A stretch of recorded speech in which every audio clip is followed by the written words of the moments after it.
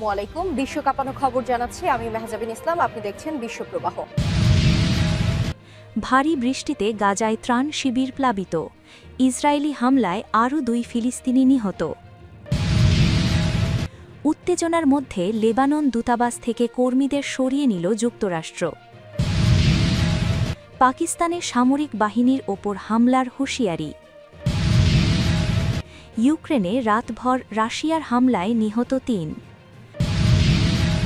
চীন থেকে জাহাজ বিধ্বংসী ক্রুজ মিসাইল কিনছে ইরান, চিন্তায় ট্রাম্প প্রশাসন।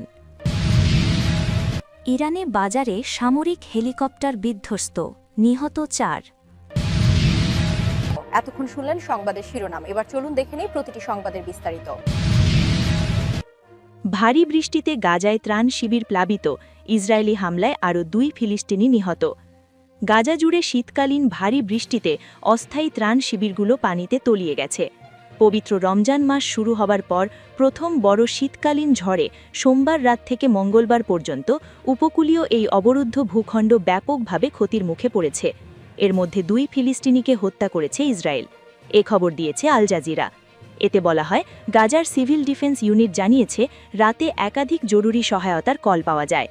দক্ষিণ গাজার খান ইউনিসের পশ্চিমে আল মাওয়াসি ক্যাম্পে বহু পরিবারের তাঁবু পানিতে ডুবে গেলে উদ্ধারকর্মীরা জরুরি সহায়তা দেন। গাজা সিটির পশ্চিমাঞ্চল, বিশেষ করে রেমালা ও সমুদ্র বন্দর সংলগ্ন অঞ্চলও ব্যাপক ক্ষতির মুখে পড়ে।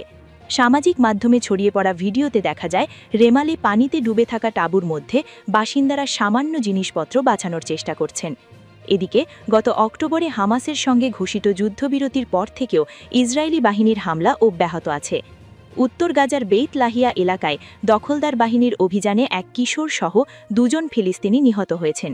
গাজার স্বাস্থ্য মন্ত্রণালয়ের তথ্য অনুযায়ী যুক্তরাষ্ট্রের মধ্যস্থতায় কার্যকর হওয়া যুদ্ধবিরতির পর থেকে ইসরায়েলি হামলায় 6 শতাধিক ফিলিস্তিনি নিহত। উত্তেজনার মধ্যে লেবানন দূতাবাস থেকে কর্মীদের সরিয়ে নিল যুক্তরাষ্ট্র। ইরানের সঙ্গে উত্তেজনা বেড়েই চলেছে যুক্তরাষ্ট্রের। সম্ভাব্য সামরিক সংঘাতের আশঙ্কা বাড়তে থাকায় লেবাননে অবস্থিত মার্কিন দূতাবাস থেকে অপ্রয়োজনীয় কর্মীদের সরিয়ে নিয়েছে ওয়াশিংটন। একই সঙ্গে মধ্যপ্রাচ্যে মার্কিন যুদ্ধজাহাজ ও যুদ্ধ বিমান মোতায়েন করেছে দেশটি। যুক্তরাষ্ট্রের এমন আচরণ আগামী কয়েকদিনের মধ্যেই ইরানের বিরুদ্ধে সম্ভাব্য হামলার প্রস্তুতির ইঙ্গিত দিচ্ছে। কূটনৈতিক সূত্রের বরাতে ব্রিটিশ সংবাদমাধ্যম গার্ডিয়ান জানায়, এই উত্তেজনা যুদ্ধের দিকে গড়ালে ইরানের পাল্টা হামলার ঝুঁকি বিবেচনায় বেরুতের আন্তর্জাতিক বিমানবন্দর দিয়ে মার্কিন দূতাবাসের অন্তত 30 থেকে 50 জন কর্মীকে দেশ থেকে সরিয়ে নেওয়া হয়েছে। পরিস্থিতি আরও খারাপ হলে মার্কিন কূটনৈতিক স্থাপনাগুলো ইরান সমর্থিত সশস্ত্র গোষ্ঠীর লক্ষ্যবস্তু হতে পারে, এমন আশঙ্কাও করছে যুক্তরাষ্ট্র। যুক্তরাষ্ট্র ও ইরান গেল বৃহস্পতিবার সুইজারল্যান্ডের জেনেভায় ইরানের পারমাণবিক কর্মসূচি সীমিত করার বিষয়ে 3য় দফার পরোক্ষ আলোচনায় বসার কথা রয়েছে।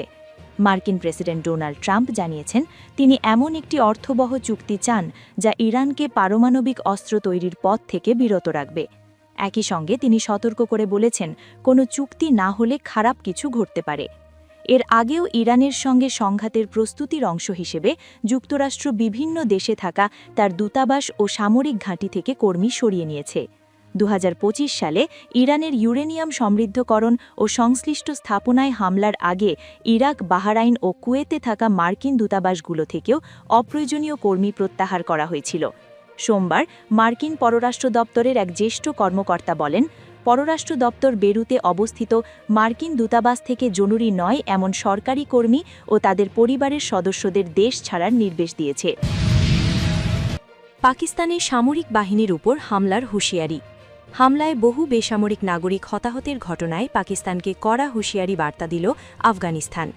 দেশটির সরকারের মুখপাত্র জাবিউল্লাহ মুজাহিদ বলেন, আফগান বাহিনী পাকিস্তানি সামরিক বাহিনীর সদস্যদের লক্ষ্য করে হামলা চালাবে। মঙ্গলবার 24শে ফেব্রুয়ারি টোলো নিউজের প্রতিবেদনে এই তথ্য জানানো হয়েছে। আফগান এই কর্মকর্তা বলেছেন, যদিও পাকিস্তানি বাহিনী বেসামরিকদের লক্ষ্যবস্তু করেছে, তবে আফগানিস্তানের এমনটি করার কোনো ইচ্ছা নাই, বরং পাকিস্তানি সামরিক বাহিনীকে লক্ষ্যবস্তু করা হবে। টোলো নিউজে জাবিউল্লাহ আরও বলেন, পরাশক্তির নির্দেশে কাজ করা পাকিস্তানের অভ্যন্তরে একটি নির্দিষ্ট চক্র এই অঞ্চলে নিরাপত্তাহীনতা তৈরি করতে চাইছে। পাকিস্তান দাবি করেছে তারা টিটিপির আস্তানায় হামলা করেছে, তবে দেখা গেছে হামলায় শিশু ও নারীরা শহীদ হয়েছেন, বলেন জাবিউল্লাহ। শহীদ হওয়া শিশুরা তাহলে কি টিটিপির সদস্য, প্রশ্ন করেন আফগানিস্তানের এই কর্মকর্তা।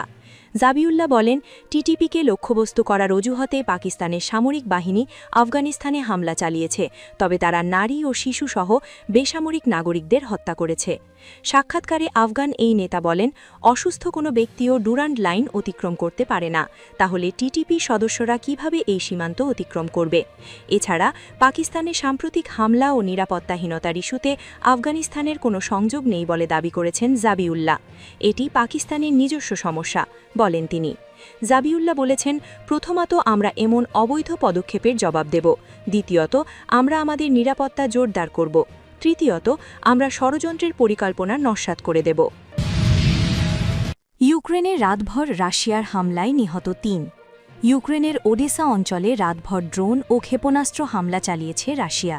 এ হামলায় কমপক্ষে ৩ জন নিহত হয়েছেন, এছাড়া বেশ কয়েকজন আহত হয়েছেন। আঞ্চলিক কর্মকর্তারা এ তথ্য জানিয়েছে। রাশিয়ার এই হামলায় ইউক্রেনের জ্বালানি অবকাঠামোর উল্লেখযোগ্য ক্ষয়ক্ষতি হয়েছে বলে জানা গেছে। আঞ্চলিক গভর্নর ওলিগ কিপার জানিয়েছে, ওডেসা অঞ্চলে রাশিয়ার ড্রোন হামলায় ২ জন নিহত এবং ৩ জন আহত হয়েছেন। আঞ্চলিক প্রধান ইভান ফেদেরভের জানিয়েছে, জাপোরিজিয়ায় শিল্প স্থাপনাগুলোতে ড্রোন হামলায় ৩৩ বছর বয়সী এক ব্যক্তি নিহত এবং আহত হয়েছেন একজন।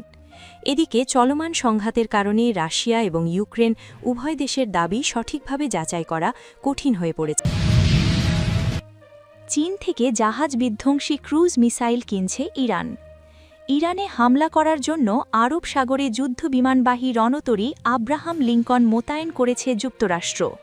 এমনকি একই কাজে ব্যবহৃত বিশ্বের বৃহত্তম রণতরী জেরাল্ড আর ফোর্ড ইসলামী প্রজাতন্ত্রের পানিসীমার কাছে নেওয়া হচ্ছে, যেটি ইতোমধ্যে ভূমধ্য সাগরে চলে এসেছে। এই ২ জাহাজ দিয়ে ইরানকে ধ্বংস করার ইচ্ছা পোষণ করেছেন মার্কিন প্রেসিডেন্ট ডোনাল্ড ট্রাম্প।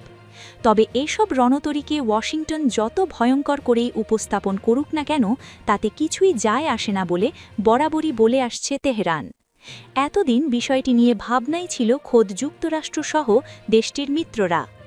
ইরান কেন আমেরিকাকে ভয় পাচ্ছে না? ঠিক কোন কারণে ওয়াশিংটনের কাছে আত্মসমর্পণ করছে না তেহরান? এই প্রশ্ন এখন পেন্টাগন ও হোয়াইট হাউসের কর্মকর্তাদের মুখে মুখে। এমন আলোচনা চলার মধ্যে সম্প্রতি ইরানের সর্বোচ্চ নেতা আয়াতুল্লাহ আলী খামেনি বলেছিলেন যে মার্কিন রণতরীতে ভীত নয় তেহরান, কারণ তাদের কাছে এর চেয়েও শক্তিশালী অস্ত্র আছে যা এসব দানবীয় রণতরীকে সাগরে ডুবিয়ে দিতে পারে। বিষয়টি নিয়ে সবাই যখন চিন্তায় পড়ে গেছে, তখন মার্কিন সমরবিদরা ভেবে পাচ্ছেন না যে ইরানের কাছে কী এমন অস্ত্র আছে যা তাদের সামরিক ময়দান ছাড়াও মানসিকভাবেও শক্তিশালী করেছে। এরই মধ্যে প্রকাশ হয়েছে গোপন চুক্তি তথ্য। চীন থেকে জাহাজ বিধ্বংসী ক্রুজ মিসাইল কিনছে ইরান। ইতোমধ্যে এ বিষয়ে চুক্তির শেষ ধাপে পৌঁছে গেছে দেশ দুটি। আলোচনাটি সম্পর্কে অবগত এমন ৬ জন ব্যক্তির বরাতে প্রকাশ করেছে বার্তা সংস্থা রয়টার্স।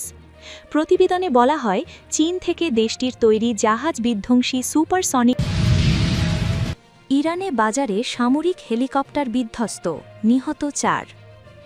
ইরানে একটি ফল ও শাকসবজির বাজারে বিধ্বস্ত হয়েছে একটি সামরিক হেলিকপ্টার।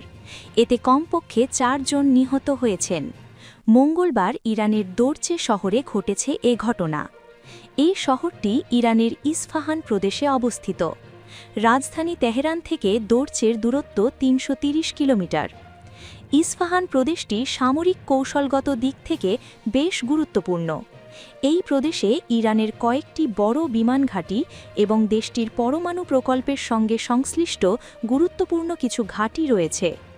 ইরানের রাষ্ট্রায়ত্ত সংবাদ মাধ্যমের প্রতিবেদনে বলা হয়েছে, হেলিকপ্টারটি প্রশিক্ষণ ফ্লাইটে ছিল। কিছুক্ষণ ওড়ার পর অনেকটা আকস্মিকভাবেই সেটি বাজারে আছড়ে পড়ে। পাইলট এবং সহপাইলট ঘটনাস্থলেই নিহত হয়েছেন। তাদের সঙ্গে নিহত হয়েছেন বাজারের যে স্থানে হেলিকপ্টারটি বিধ্বস্ত হয়ে পড়েছে সেখানে দাঁড়িয়ে থাকা ২ জন মানুষ। এই নিয়ে মাত্র ১ সপ্তাহের মধ্যে দ্বিতীয়বার বিধ্বস্ত হল ইরানের কোনো সামরিক এয়ারক্রাফট। কয়েকদিন আগে দেশটির পশ্চিমাঞ্চলীয় শহর হামেদানে একটি বিমান বাহিনীর A4 যুদ্ধবিমান বিধ্বস্ত হয়েছিল। এতে বিমানটির চালক নিহত হয়েছিলেন।